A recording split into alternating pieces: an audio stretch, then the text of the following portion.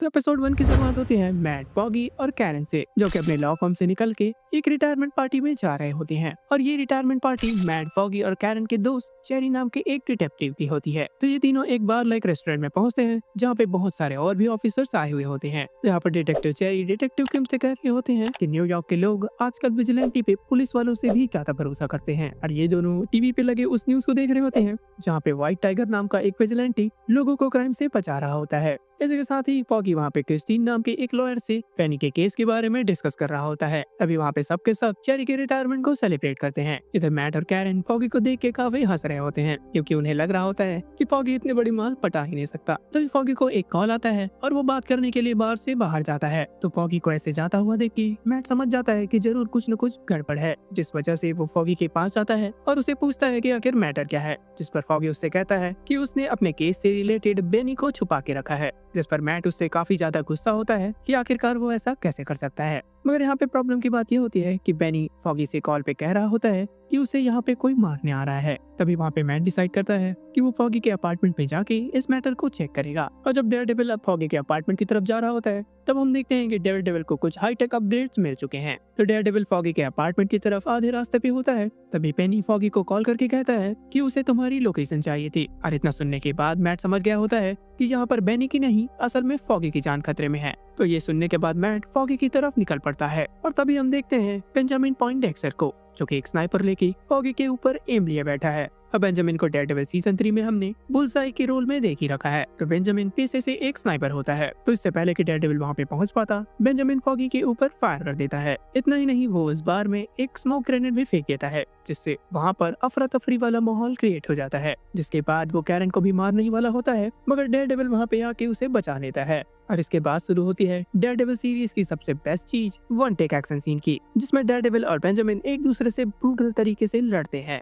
जिसमें बेंजामिन एक के बाद एक डेयरडेविल पे चाकू से वार करते जाता है। और इतना ही नहीं, वो डेयरडेविल से लड़ते लड़ते वहाँ पे मौजूद 11 लोगों की भी जान ले लेता है। तो डेयरडेविल यहाँ पे बेंजामिन से लड़ तो रहा था, मगर इसके साथ ही वो फॉगी के हार्ट रेट पे भी नजर बनाए रखा था, जो कि धीरे धीरे कम होती जा रही थी। जिसके बाद डेयरडेविल छत में पहुंचकर बेंजामिन की हालत पतली कर रहा होता है कि इतने में उसे पता चलता है कि फॉगी की दिल की धड़कन अब रुक चुकी है, मतलब Foggy is no more with us. तो डेयरडेविल इस वक्त तक काफी टूट चुका होता है। तब वो बेंजामिन से पूछता है कि आखिर उसने ऐसा क्यों किया, मगर बेंजामिन उसके सामने हंसने लगता है, जिस वजह से डेयरडेविल गुस्से में आकर उसे छत से गिरा देता है और ऐसे फेंक देता है। कैरन फॉगी के पास बैठे ये विश्वास नहीं कर पा रही थी कि एक ही झटके में उसके दोस्त फॉगी की जान चली गई। और ऊपर डेयरडेविल भी काफी ज्यादा शॉक में होता है, जिस वजह से वो अपना हेलमेट नीचे गिरा देता है। तभी वहाँ पे चेरी पहुंच जाता है। अब उसे भी पता चल जाता है कि मैथ्यू मर्डॉक ही डेयरडेविल है। तभी हमें दिखाया जाता है कि छत से गिरा हुआ बेंजामिन अभी भी जिंदा है। आखिरकार ये साला मरता क्यों नहीं है। और इस दिन से डेयरडेविल डिसाइड करता है कि वो अब डेयरडेविल कभी नहीं बनेगा। जिसके बाद 1 साल का टाइम जंप हमें देखने को मिलता है, जिसमें मैट अभी भी फॉगी के मौत से उबरने की कोशिश कर रहा होता है। और इधर विल्सन फिस्क भी अपने फेस पे लगे गोली से पूरी तरीके से ठीक हो गया होता है। तो इसके बाद दिखाया जाता है कि दो गैंग के बीच एक मीटिंग चल रही होती है, और इस मीटिंग को लीड कर रही होती है मिसेस वनेसा। तो वनेसा यहाँ पे किंगपिन के एब्सेंस में गैंग्स के बीच बॉस का काम कर रही होती है। तभी वहाँ पे विल्सन फिस्क की एंट्री होती है, जिसे देख के सब लोग वहाँ पे शॉक्ड हो जाते हैं। और जिसके बाद वो सारे लोग वहाँ से उठ के चले जाते हैं। और तभी हमें पता चलता है कि विल्सन फिस्क वहाँ पे बहुत दिनों बाद आ रहा होता है। तभी विल्सन फिस्क कहता है कि वो बहुत ज्यादा टूट चुका था, जिस वजह से उसे ठीक होने में काफी समय लग गया, क्योंकि अब वो लौट आया है और वो अब इस शहर के लिए भी कुछ करना चाहता है। और यहाँ पर हमें दिखाया तो नहीं जाता, मगर वनेसा किंगपिन से काफी ज्यादा नाराज होती है। तभी वहाँ पे विल्सन फिस्क कहता है कि उसे मेयर बनने के लिए अभी तक 25,000 साइंस मिल चुके हैं, जिस वजह से वो डिसाइड करता है कि वो मेयर के इलेक्शंस में खड़ा होगा। इधर बेन यूरिक के भतीजी एक इंडिपेंडेंट रिपोर्टर की तरह शहर के लोगों से शहर में बढ़ रहे क्राइम्स के बारे में पूछ रही होती है, जिसमें लोग कहते हैं कि डेयरडेविल के जाने के बाद अब शहर में क्राइम पूरी तरीके से बढ़ चुका है, और वो चाहते हैं कि डेयरडेविल एक बार फिर से वापस आ जाए। अभी हमें देखने को मिलता है कि मैथ्यू और क्रिस्टीन ने मिलकर एक लॉ फर्म खोली है, और जिसे उन्होंने नाम दिया था मर्डॉक एंड मैकअफी लॉ फर्म। और इस वक्त तक कैरन का कुछ भी आता पता नहीं होता, और ये दोनों बेंजामिन के केस पे बात कर रहे होते हैं, क्योंकि बेंजामिन के केस पे आज फाइनल वर्डिक्ट आने वाला होता है। जिसके बाद मैट कोर्ट जाता है और वहाँ पे कहता है कि उसका दोस्त फॉगी अब कभी भी वापस नहीं आ सकता, वो भी सामने बैठे इस इंसान के कारण। और तभी कैरन कोर्ट में एंटर करती है, जो कि पिछले 1 साल से कहाँ थी उसके बारे में किसी को भी नहीं पता होता। जिसके बाद मैट कहता है कि उसके दोस्त फॉगी के जस्टिस के लिए वो बेंजामिन को कड़ी से कड़ी सजा मिलते हुए देखना चाहता है। जिसके बाद जज अपना फाइनल वर्डिक्ट देती है कि बेंजामिन ने 11 मर्डर्स किए हैं, जिस वजह से उसे उम्र कैद की सजा होती है और ये सजा नॉन बेलेबल होगी। तो कोर्ट हियरिंग ओवर होने के बाद कैरन और मैट एक दूसरे से बात कर रहे होते हैं, जिसपे वो बताती है कि वो अब सैन फ्रांसिस्को में रहने लगी है। इधर वो मैट के सामने काफी ज्यादा नॉर्मल बिहेव कर रही होती है, जिसे मैट डिटेक्ट कर लेता है कि तुम झूठ बोल रही हो कि तुम ठीक हो। तभी कैरन कहती है कि वो दोस्त मेरा भी था और वो यहाँ पे केवल फॉगी के लिए आई थी। जिसके बाद कैरन डेयरडेविल के बारे में पूछती है, जिस पर मैट कहता है कि उसने सब कुछ अब सिस्टम के हाथों में छोड़ दिया है और उसने ये ठान लिया है कि वो अब कभी भी डेयरडेविल नहीं बनेगा। इसके बाद कैरन फॉगी की एक छोटी सी चीज मैट को वापस करती है, जिसके बाद मैट के मना करने के बावजूद कैरन वहाँ से चली जाती है। तो मैट जब थक हार के अपने घर वापस आता है, तब टीवी पे चल रही एक न्यूज उसका होश उड़ा देती है। वो देखता है कि विल्सन फिस्क टीवी पे कह रहा है कि वो न्यूयॉर्क के मेयर के लिए इलेक्शन लड़ेगा। जिसके बाद हमें दिखाया जाता है कि फिस्क की पीआर टीम फिस्क को इलेक्शन के लिए रेडी कर रही होती है और उसे बता रही होती है कि आखिरकार मीडिया में क्या बोलना है। तभी वहाँ पे मौजूद डैनियल नाम का एक बंदा विल्सन फिस्क से कहता है कि आप जैसे ही हो वैसे ही सबके सामने बने रहो, सब लोग आपको पसंद कर रहे हैं और सब लोग आपको ही वोट देंगे। जिस पर विल्सन फिस्क उससे खुश हो जाता है और उसका नाम पूछता है। तब डैनियल कहता है कि आपने काफी ज्यादा तरक्की की है और मुझे गारंटी है कि आप न्यूयॉर्क को भी इसी रास्ते पे ले जाएंगे। तो उसकी टीम फिस्क को बताती है कि इसने 2000 लोगों को साइन करने के लिए मनाया है। तभी क्रिस्टीन मैट से कहती है कि तुम्हें आज ग्लेन नाम के अपने क्लाइंट से मिलना है। तब मैट उससे मिलने के लिए सीधा एक कॉफी शॉप की तरफ जा रहा होता है। तभी वो रास्ते में लोगों की बातें ध्यान से सुन रहा होता है, जिसमें लोगों के मिक्स्ड रिएक्शन होते हैं विल्सन फिस्क के इलेक्शन के लड़ने को लेकर।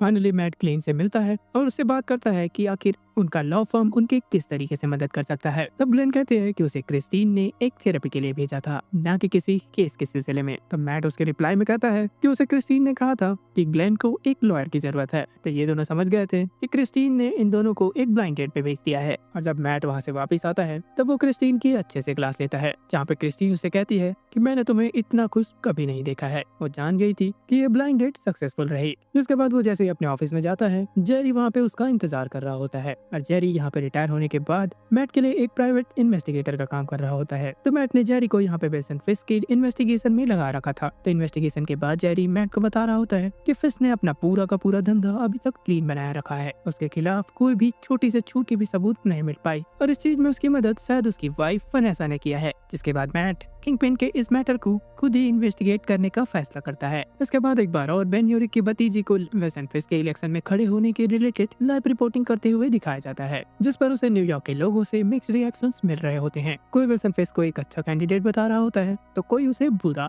इसके बाद हम देखते हैं मैथ्यू मर्डॉक को, जो कि विल्सन फिस्क की डिबेट सुन रहा होता है, जहाँ पे विल्सन फिस्क बेंजामिन का एग्जांपल लेते हुए कह रहा होता है कि इस शहर को विजिलेंटीज ने पूरी तरीके से बदनाम कर रखा है और जब वो मेयर बन जाएगा तब वो विजिलेंटी नाम के इस बीमारी को न्यूयॉर्क से उखाड़ फेंकेगा। और विल्सन फिस्क का ये स्टेटमेंट लोगों को बहुत ही ज्यादा पसंद आ रहा होता है। जिसके बाद जब विल्सन अपने ऑफिस से निकल रहा होता है तभी उसकी नजर पड़ती है मैट मर्डॉक पे और यहाँ पे विल्सन फिस्क का चेहरा देखने लायक होता है। जिसके बाद मैट उसे एक मीटिंग के लिए पूछता है, जिस पर वो भी राजी हो जाता है और ये दोनों एक डाइनर पे जाते हैं। यहाँ पर मैट विल्सन से कहता है कि तुम काफी बदल चुके हो। रिप्लाई में विल्सन फिस्क की आवाज में थोड़ी डर दिखती है। वो कहता है कि मुझे तुमसे नहीं लड़ना। रिप्लाई में मैट भी कहता है कि उसे भी तुमसे लड़ाई नहीं करनी। और यहाँ पर विल्सन फिस्क को पता होता है कि उसके ऊपर जासूसी हो रही है। तभी विल्सन फिस्क सामने से कहता है कि उसने फॉगी को नहीं मरवाया, जिस पर मैट का क्वेश्चन होता है कि आखिरकार किंगपिन वापस क्यों आया। तब विल्सन फिस्क कहता है कि वो पहले वाला विल्सन फिस्क नहीं रहा, अब वो कुछ अच्छा काम करके इस शहर के लोगों की भलाई करना चाहता है।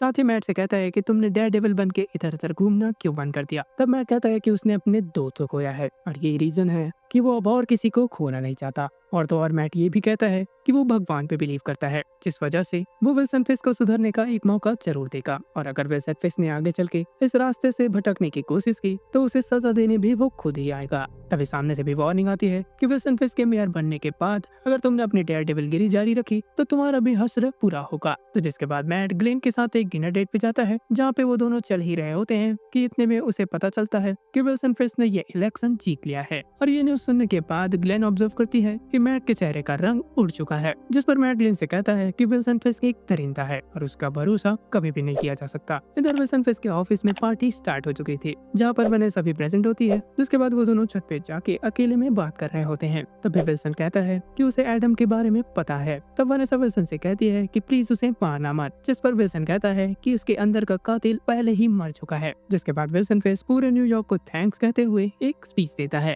और ये स्पीच सुनने के बाद विल्सन फिस्क के सपोर्टर काफी खुश होते हैं, मगर मैट ये सब देख के काफी अपसेट होता है। जिस पर ग्लेन मैट से कहती है कि तुम्हें हर वक्त फिस्क के बारे में सोचना नहीं चाहिए। और यहाँ पर डेयरडेविल बॉर्न अगेन का एपिसोड 1 एंड हो जाता है।